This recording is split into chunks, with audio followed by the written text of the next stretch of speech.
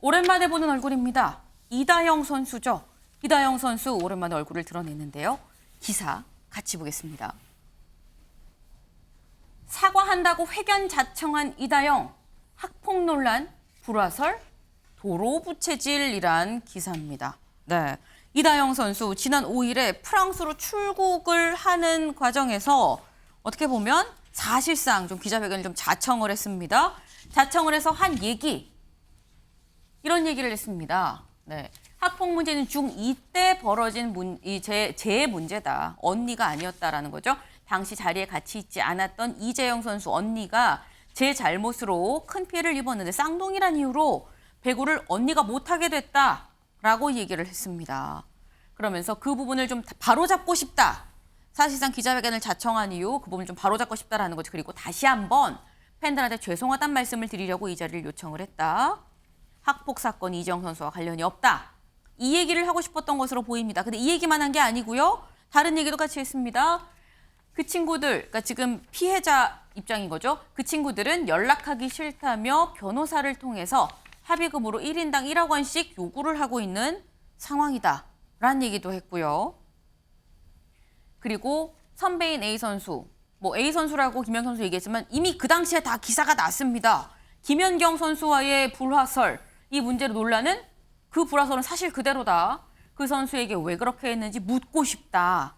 제가 올려준 볼을 한 번도 때리지 않았다라는 얘기도 했습니다. 네, 일단 언니는 이 학폭 논란에 학폭 의혹에 같이 연루되지 않았고 다 나 혼자 한 일입니다. 하지만 언니가 지금 배구를 못하고 있으니 이 부분 좀 바로잡고 싶습니다. 라는 얘기를 하려고 자청한 기자회견이었습니다만 뭔가 다른 얘기도 굉장히 많았습니다. 김동원 의원님. 네. 사실 2년쯤 지났거든요, 지금. 다시 자청해서 이걸 굳이 끄집어낸 이유, 언니 얘기 말고 다른 얘기도 한 이유가 뭐가 있을까요?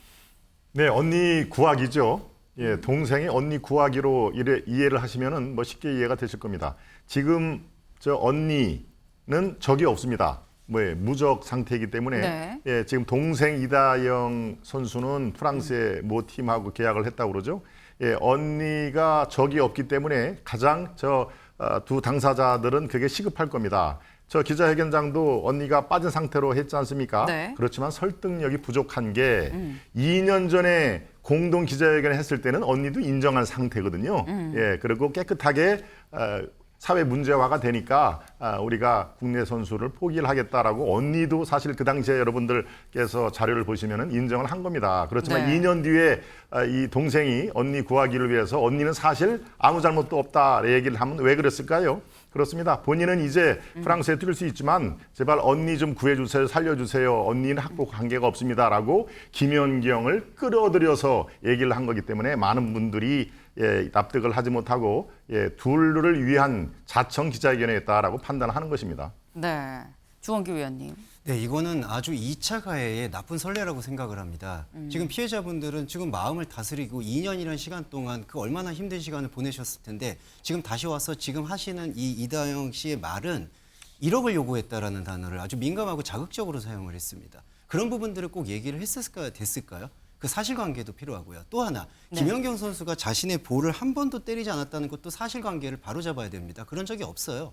그게 V리그를 기록을 살펴봐도. 그러니까 지금 이다영 씨의 이 기자회견 자체는 오염되고 얼룩져 있다. 그러니까 앞으로 이런 기자회견 할 때는 저는 사전에 무슨 얘기를 할지 먼저 필터링을 하는 게 오히려 기자와 언론으로서의 태도가 되지 않을까라고 생각합니다. 네.